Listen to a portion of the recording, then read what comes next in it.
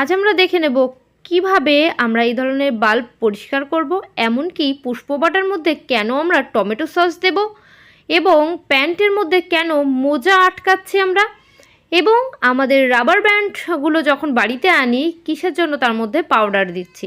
আমি চলে এসেছি আমার প্রথম টিপসে এই ধরনের লেগিংস প্যান্ট অথবা প্লাজো যে কোনো প্যান্টগুলো আমরা যখন পরি, এই প্যান্টের মধ্যে সব প্যান্টের কিন্তু পকেট থাকে না। আমরা বাইরে যখন যাই দেখবেন আমাদের টাকা পয়সা দরকারি অনেক জিনিসপত্র যেমন গয়নাগাটি নিয়ে আমরা যখন যাই তখন দেখবেন সেই ব্যাগের দিকে বারবার আমাদের নজর থাকে, সেই জিনিসটা চুরি হয়ে যাচ্ছে কিনা একটা ভয় আমাদের মধ্যে কিন্তু ভীষণ কাজ করে। তো বন্ধুরা, যদি আমাদের প্যান্টের মধ্যে এরকম পকেট থাকে সেক্ষেত্রে আমাদের কিন্তু ভয়ের কোনো কারণ হবে না।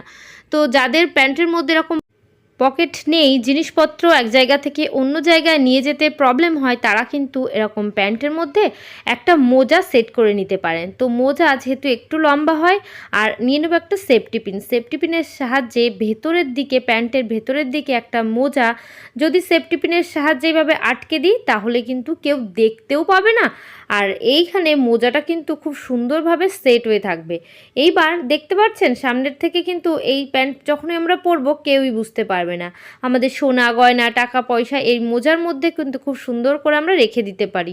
মোজাটা একটু লম্বা হওয়ার কারণে একেবারে নিচেই সেইগুলো পড়ে থাকবে, কোনো সমস্যা হবে না, হারিয়ে যাওয়ার কোনো ব্যাপার হবে না, চোরেরা চুরি করে নিতে পারবে না। তো বন্ধুরা, আশা করছি আমার এই টিপসটা কিন্তু আপনাদের অনেকটাই কাজে আসবে। তো আমি চলে যাব আমার পরবর্তী টিপসে আমরা বাজার থেকে দেখবেন আমাদের রান্নাঘরে সবসময় গার্ডারের প্রয়োজন হয়। তো এই ধরনের যে রাবার ব্যান্ডগুলো আমরা যখন বাজার থেকে আনার পর কী করি, একটা ছোট্ট কন্টেনারের মধ্যে আমরা রেখে দিই। তো এই যে কন্টেনারের মধ্যে আমরা রেখে দিচ্ছি, রাখার পর বেশ কিছুদিন পর পর যখন আমাদের কাজে লাগছে বের করলে দেখবেন অনেকটা দিন হয়ে গেলে এই রাবার ব্যান্ডগুলো একটার সঙ্গে একটা চিপকে যায়, মানে নষ্ট হতে শুরু করে। তো নষ্ট যাতে না হয় তার জন্য বাজার থেকে যখনই এই রাবার ব্যান্ডগুলো আনার পর একটা কাজ আপনারা করে নেবেন, তাহলে অনেকটা করে রাবার ব্যান্ডও যদি এনে রাখেন, বাড়িতে রেখে দিচ্ছেন কাজের সুবিধার্থে, সেক্ষেত্রে নষ্ট হবে না।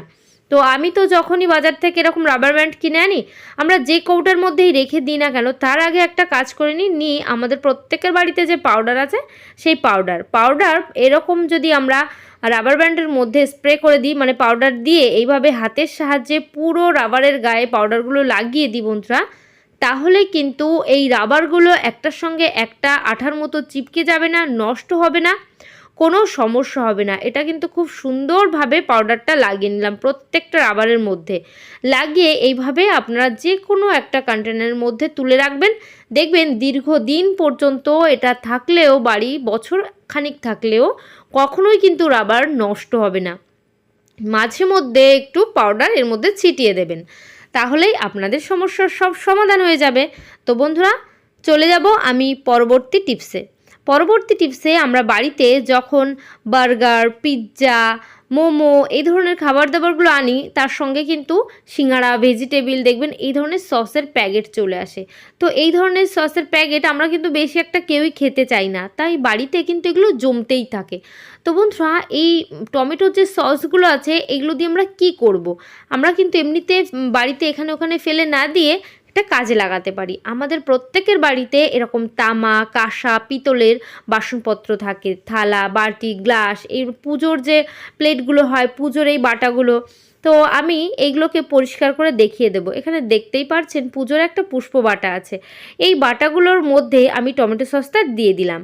দেওয়ার পর এটাকে আমরা কিন্তু হাতের সাহায্যে চারিদিকে একটু লাগিয়ে দেবো। এইভাবে লাগানোর 5 মিনিট পর, মানে লাগিয়ে পর এটা যখন ঘষবেন যতটা ফল পাবেন, এটা লাগিয়ে 5 মিনিট রেখে তারপর যখন এটাকে ডলবেন তাহলে কিন্তু আরও ফল পাবেন। তো বন্ধুরা, এইভাবে টমেটো সস দিয়েই আমি কিন্তু পুষ্প বাটাটা ডলে নিচ্ছি। প্রথমে যতটা পরিষ্কার ছিল তার থেকে কিন্তু দ্বিগুণ পরিষ্কার এখন হয়ে গেছে। তো এইভাবে আপনারা বাটি গ্লাস ঘটি যেটাই থাকুক, যে তামার যে বোতলগুলো, সেই তামা পিতল কাঁসা সমস্ত কিছুই কিন্তু কয়েক সেকেন্ডের মধ্যে পরিষ্কার করে নিতে পারবেন। তো বন্ধুরা, আমাদের বাড়িতে থাকা জিনিসপত্র যদি অপরিষ্কার থাকে তখন আমাদের কিন্তু নিজেদেরই ভালো লাগে না, তাই এই টমেটো সস দিয়েই কিন্তু আমি জিনিসগুলোকে পরিষ্কার করে নিচ্ছি। ধুয়ে আনার পর দেখতেই পারছেন কতটা পরিষ্কার হয়ে গেছে। তো বন্ধুরা, আশা করছি আমার এই টিপসটাও আপনাদের কিন্তু ভীষণ কাজে আসবে। তো আমি চলে যাব পরবর্তী টিপসে। আমরা যখন জামা কাপড় পরিষ্কার করি, মানে ধুতে যাই, দেখা গেল অনেক কালারের জামা কাপড় থাকে, সেই কালারিং জামা কাপড়গুলো একসঙ্গে আমরা ভিজিয়ে দিই। এইবার কি হয়, এর মধ্যে একটা সমস্যা হয়। সেই সমস্যাটা, এই কালারিং জামা কাপড় একসঙ্গে যখন সার্ফের জলে ভিজিয়ে দিই, দেখবেন কোনো একটা জামা কাপড় থেকে রং উঠতে থাকে, সেই রংটা একটা জামা থেকে আরেকটা জামার মধ্যে সেট হয়ে যায়। তো বন্ধুরা, যখনই দেখবেন এরকম একটা জামার কালার আরেকটা জামায় লেগে যাচ্ছে, সেটা তুলতে গেলে প্রচুর কষ্ট হয়। মানে দাগটা এতটাই জেদি থাকে, কোনোভাবেই কিন্তু উঠতে চায় না। তো আমরা কি করব? আমরা যখনই এরকম জামা কাপড় ভিজিয়ে দেব, ভেজানোর সঙ্গে সার্ফের সঙ্গে আমরা যতটা প্রয়োজন সার্ফ দেব, তার সঙ্গে প্রয়োজন মতো বেশ কিছুটা 1 থেকে 1.5 চামচ মতো লবণ দিয়ে দিতে হবে। জামা কাপড় যদি অনেকটা বেশি হয়, সেক্ষেত্রে একটু বেশি লবণ দেবেন। লবণ দিয়ে জামা কাপড়গুলো যদি সার্ফের সঙ্গে ভিজিয়ে রাখেন, তাহলে কিন্তু কখনোই একটা জামা কাপড়ের কালার আর একটা জামা কাপড়ের সঙ্গে মিশবে না। আর যদিও মিশে যায়, সেক্ষেত্রে কিন্তু হালকা হাতে ডলা দিলেই সেই দাগটা উঠে যাবে। তো বন্ধুরা, আশা করছি এই টিপসটা অনেকটা কাজে আসবে।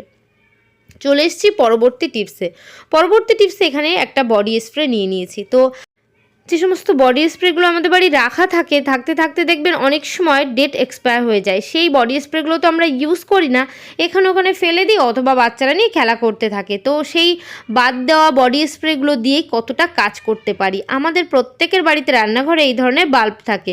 দেখবেন রান্নাঘরে থাকতে থাকতে প্রচুর ধুলো, ময়লা, তেল চিট, নোংরা জমে যায়, অনেকটা কালো হয়ে যায়। তখন এই বাল্বের যে আলোটা বাইরে আসে, সেই আলোটা কিন্তু ঘোলা দেখা যায়, খুব একটা পরিষ্কার দেখা যায় না। তখন আমরা কিভাবে এই ধরনের যে বাল্বগুলো আছে পরিষ্কার করে নিতে পারবো?